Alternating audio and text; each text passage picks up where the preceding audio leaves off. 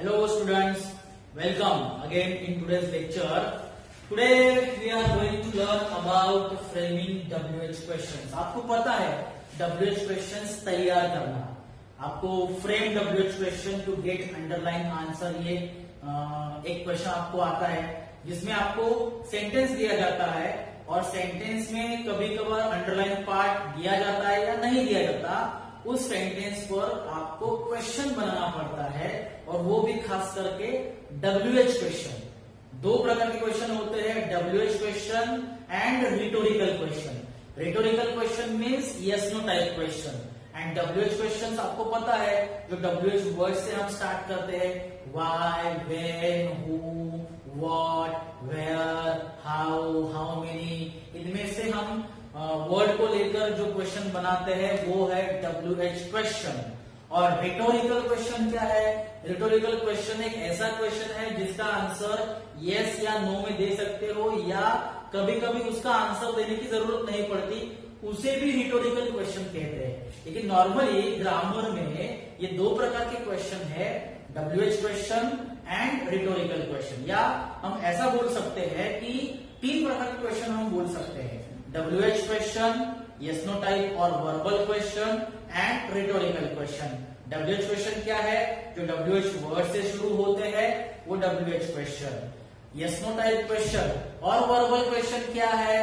जो जिसका answer yes या नो में दिया जाता है, जिस क्वेश्चन की शुरुआत वर्ब से होती है, वो भी helping verb, am, is, are, was, were, has, have, had, can, could, may, might, must, should, would, do, does, did. इनमें से कोई भी हेल्पिंग वर्ब से जिस क्वेश्चन की शुरुआत होती है उसे हम यस नो टाइप कहेंगे या वर्बल क्वेश्चन कहेंगे। और जो तीसरा प्रकार है rhetorical question.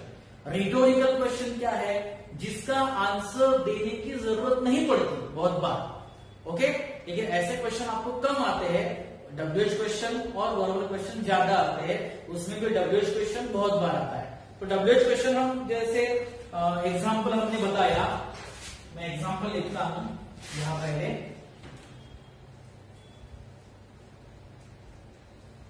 Why are you late? This is the simple WH question. लेकिन इसका फॉर्मेशन कैसे है देखो। फॉर्मेशन क्या है? Why, WH word, are, helping verb, you, subject and late, other word. So हमारा क्वेश्चन का फॉर्मेशन कैसा होता है? WH word, helping verb, subject and other word. Okay, ये तो एक क्वेश्चन का हो गया। हम दूसरा क्वेश्चन लेते हैं, How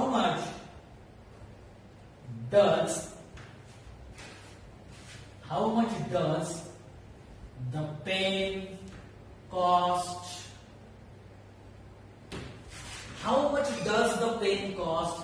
देखो इसमें how much WH वर्ड को यूज किया, does हेल्पिंग वर्ब को यूज किया, the pen सब्जेक्ट है और cost यहां है वर्ब। हाँ, does हेल्पिंग वर्ब है और कॉस्ट मेन वर्ब है। ओके, एक और ऐसा एग्जांपल देखते हैं,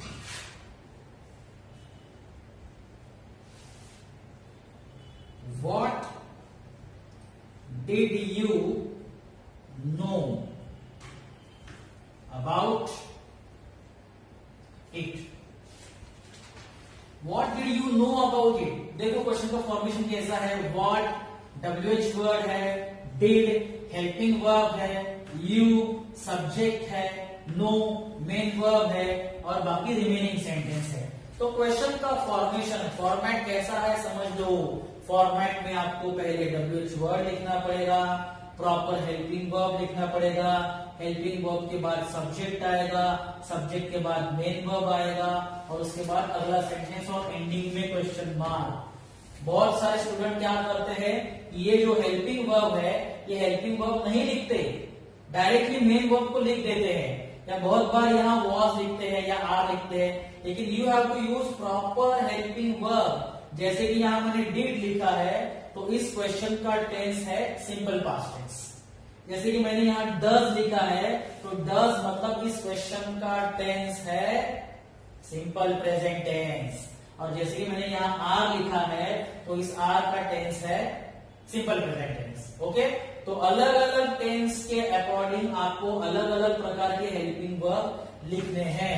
जैसे कि आपको पता है डू, डज एंड डिड, ये जो है ये तीन वर्ब, ये तीन हेल्पिंग वर्ब है जिनको हम ज्यादा यूज करते हैं क्वेश्चन में। तो डू और डज मतलब simple present tense and did मतलब सिंपल पास्ट टेंस।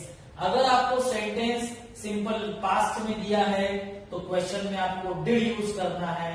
अगर आपका सेंटेंस सिंपल प्रेजेंट में है तो डू और डज में से एक यूज करना है, जिसमें अगर सेंटेंस में आपको वर्ब को एस लगा है या ई एस लगा है तो आपको क्वेश्चन में डज यूज करना है, और अगर नहीं लगा है तो डू यूज करना है। तो क्वेश्चन बनाते समय इन तीन क्रियापदों के बारे में आप ध्यान रखिए, क्योंकि ये बहुत बच्चे यूज नहीं करते। स्टूडेंट इन तीन को भूल जाते हैं और वॉज वेयर को याद रखते हैं, तो हमेशा वॉज वेयर नहीं यूज करते। अगर सेंटेंस में वॉज है तो तुम वॉज यूज कर सकते हो, अगर सेंटेंस में हैज है तो हैज यूज कर सकते हो। लेकिन अगर सिंपल पास्ट टेंस है, जैसे कि मैं लिख देता हूं डिड, डिड मतलब क्या है सिंपल पास्ट। ओके, और डू और डज मतलब कौन सा tense simple present tense. Okay, तो कीप इन माइंड, तो टेंस को याद में रखिए और टेंस के अकॉर्डिंग आपको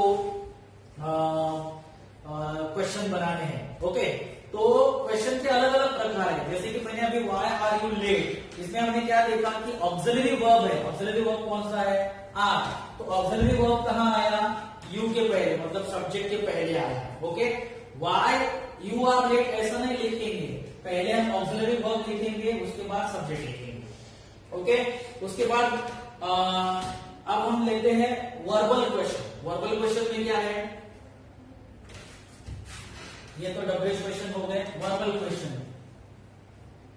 डू यू नो हिम, इसमें देखो अब दिस इज वर्बल क्वेश्चन, इसमें डू से स्टार्ट हुआ, do you know him, this is verbal question. Verbal question क्यों बोलेंगे इसे, क्योंकि ये वर्ब से स्टार्ट हुआ है, हेल्पिंग वर्ब से स्टार्ट हुआ है, इसीलिए इसको कहेंगे हम verbal question. Do you know him, subject के पहले डू आया है और सब्जेक्ट के बाद मेन वर्ब आया है नो। ओके, एक और एक क्वेश्चन लेते हैं, is your sister coming tomorrow, is your sister coming tomorrow,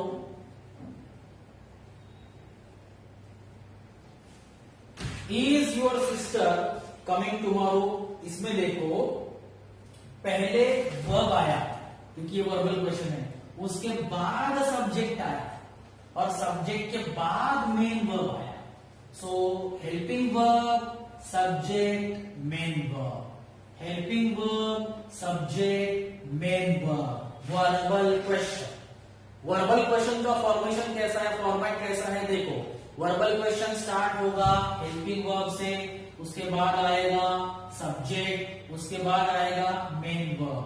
helping verb से स्टार्ट होगा, उसके बाद सब्जेक्ट आएगा, उसके बाद मेन वर्ब आएगा।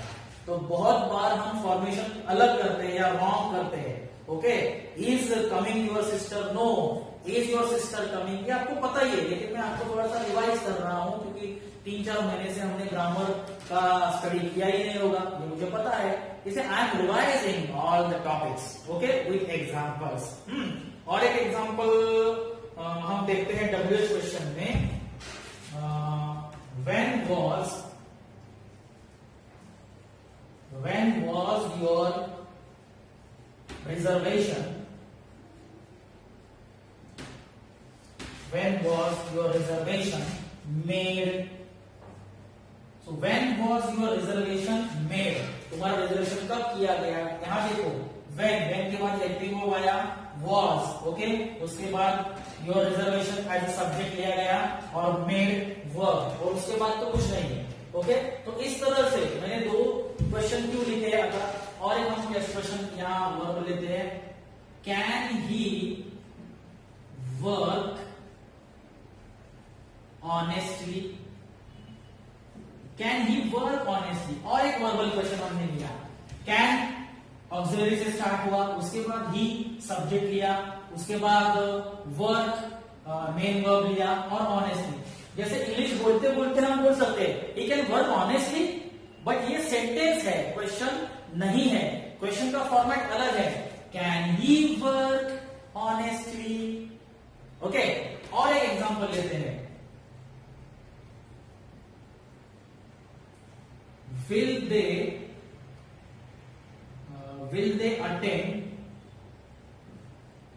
they attend the webinar? अब वेबिनार बहुत हो गया ना, तो will they attend the webinar? देखो पहले will आया, उसके बाद they आया, उसके बाद attend आया। हम बोलते बोलते क्या बोलते हैं, they will attend the webinar। ये हम बोल सकते हैं, लिख नहीं सकते, अगर हम लिखेंगे तो ये सेंटेंस हो जाएगा। तो क्वेश्चन फॉर्मेशन क्या है, पहले हेल्पिंग वर्ब लिखो, उसके बाद सब्जेक्ट लिखो, उसके बाद मेन वर्ब लिखो, पहले हेल्पिंग वर्ब लिखो, सब्जेक्ट लिखो, मेन वर्ब लिखो, वर्बल क्वेश्चन। ओके, और जब WH क्वेश्चन आप फॉर्म करोगे तो WH क्वेश्चन में पहले WH वर्ड लिखो, उसके बाद ऑक्सिलरी वर्ब या हेल्पिंग वर्ब लिखो, उसके बाद सब्जेक्ट लिखो, पहले WH वर्ब लिखो, उसके बाद ऑक्सिलरी वर्ब या हेल्पिंग वर्ब लिखो, सब्जेक्ट लिखो, मेन वर्ब लिखो। तो ये हो गया दोनों में डिफरेंस। ओके, WH क्वेश्चन कैसे फॉर्म करना है और वर्बल क्वेश्चन कैसे फॉर्म करना है। ज्यादातर आपको WH क्वेश्चन ही फॉर्म करने के लिए बोलते हैं, फ्रेम WH क्वेश्चन या frame yes no type question. तो यस नो टाइप क्वेश्चन भी फॉर्म कर सकते हो और WH क्वेश्चन भी फॉर्म कर सकते हो। ओके, अगर आपको नेगेटिव करना है तो नेगेटिव भी आ सकता है, विल दे नॉट अटेंड, ऐसा भी आ सकता है, can he not work, can't he work, can't he work, won't they attend, okay, isn't your sister या डोंट यू नो। ओके, तो यहाँ आप नेगेटिव ले सकते हो, don't, isn't, can't, won't etcetera. अगर आपको यहाँ नेगेटिव करना है तो आप यहाँ भी ले सकते हो, जैसे what didn't, okay, how much doesn't, ऐसे ले सकते हो, हाउ मच डज नॉट या व्हाई आरंट। क्लियर, तो वहां आप नेगेटिव ले सकते हो, नेगेटिव का कोई इतना बड़ा इशू नहीं है। तो ये हो गया WH क्वेश्चन और वर्बल क्वेश्चन। ओके, अब नीचे देखते हैं थोड़ा रिटोरिकल क्वेश्चन क्या है, मैं आपको थोड़ी इंफॉर्मेशन दे देता हूं। Rhetorical question,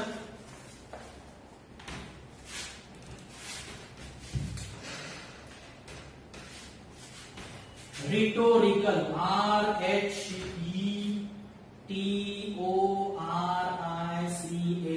rhetorical question. ये रिटोरिकल क्वेश्चन क्या है, questions do not always seek information, always information को नहीं मांगता या आपको आंसर नहीं मांगता। A question with an obvious answer can be use, उसका आंसर ऑब्वियस होता है, देने की जरूरत नहीं होती। As way drawing attention to something, drawing attention, किसी का अटेंशन खींचने के लिए क्वेश्चन को यूज किया जाता है, ऐसे क्वेश्चंस को बोलते हैं रिटोरिकल क्वेश्चन। एग्जांपल हम लेते हैं, do you know what time is, अब do you know what time is, what time it is। अब देखो ये क्वेश्चन कैसा है, do you know what time it is, इसका आंसर हम कैसे देंगे, I know the time is 10:30 AM। नहीं, ऐसा नहीं देंगे हम डायरेक्टली टाइम बताएंगे, क्या, do you know what time it is, 10:30 AM, 11 PM। Okay, तो इसका आंसर ऑब्वियस होता है, डायरेक्ट होता है, इसे फुल सेंटेंस में आंसर नहीं देते, इसीलिए इसको रिटोरिकल क्वेश्चन कहते हैं। दूसरा एक क्वेश्चन हम देखते हैं, how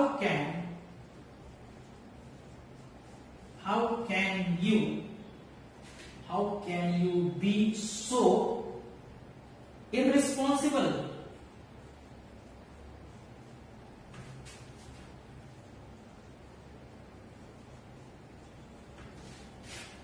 how can you be so irresponsible, तुम इतने इररिस्पॉन्सिबल कैसे हो सकते हो, मतलब तुम नहीं हो सकते इतने इररिस्पॉन्सिबल। तो इसका आंसर यस नो में देना उतना राइट या रॉन्ग नहीं होता, इसलिए इसको रिटोरिकल क्वेश्चन कहते हैं। जैसे इसका आंसर परफेक्ट मतलब कंफर्म है, is your sister coming tomorrow, yes my sister is coming tomorrow, ऐसा आंसर हम दे सकते हैं। Can he work honestly, no he can't work honestly, और yes he can work honestly.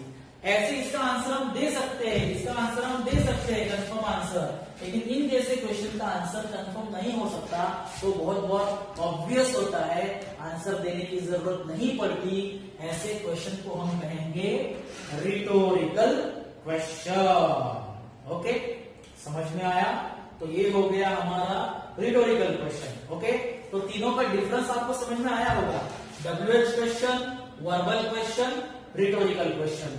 ज्यादा से ज्यादा आपको वर्बल WH क्वेश्चन फॉर्म करने के लिए आता है। तो अब हम फॉर्म करेंगे WH क्वेश्चन। ओके, सेंटेंस मैं आपके सामने लिखूंगा और सेंटेंस के ऊपर से हम WH क्वेश्चन कैसे बनाते हैं वो हम देखेंगे।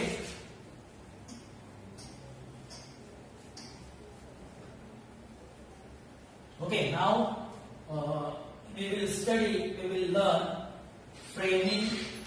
framing WH question, actual framing WH question। तो एग्जांपल मैं लेता हूं,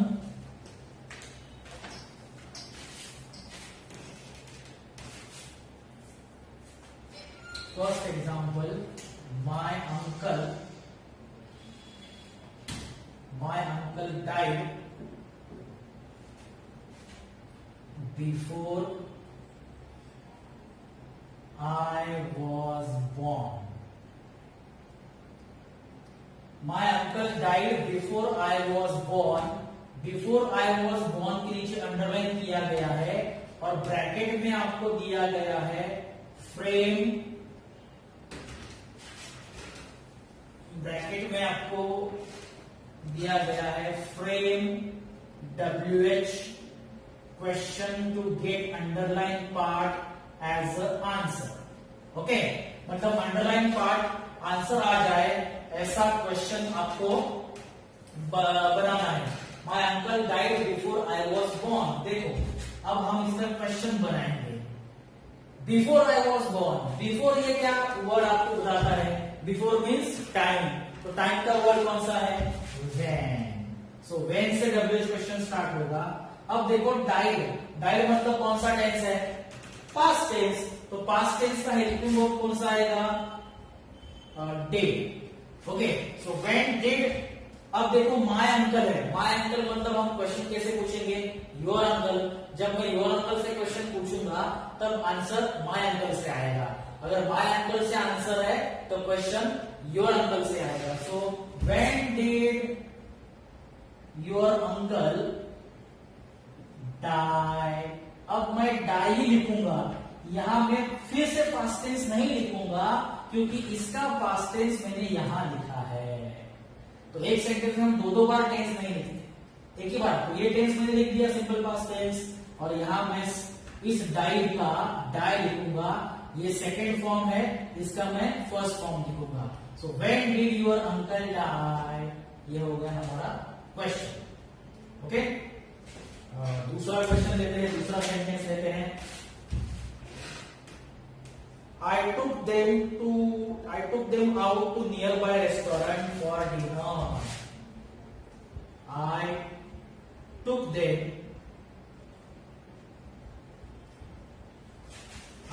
them out to a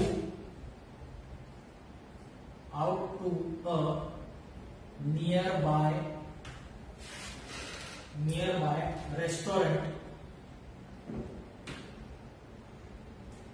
restaurant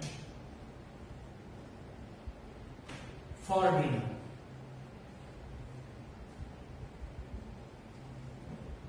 okay, यहां अंडरलाइन किया है to a nearby restaurant, to a nearby restaurant. इसके नीचे अंडरलाइन है अब मुझे क्वेश्चन बनाना है। I took them out to a nearby restaurant. यहां नियर बाय रेस्टोरेंट मतलब क्या बताया गया है? प्लेस बताया गया है, प्लेस। तो प्लेस का वर्ड कौन सा है? प्लेस का वर्ड है वेयर। So where. अब देखो, took again past tense. Okay, so where did. I से क्वेश्चन है तो हम क्वेश्चन, आई से आंसर है तो क्वेश्चन हम कैसे करेंगे, यू से करेंगे। सो वेयर डिड यू, अब ये जो वर्ब है मेन वर्ब, इसका फर्स्ट फॉर्म लिखेंगे take. So where did you take them out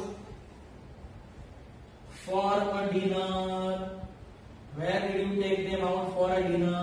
answer आ गया, to nearby restaurant.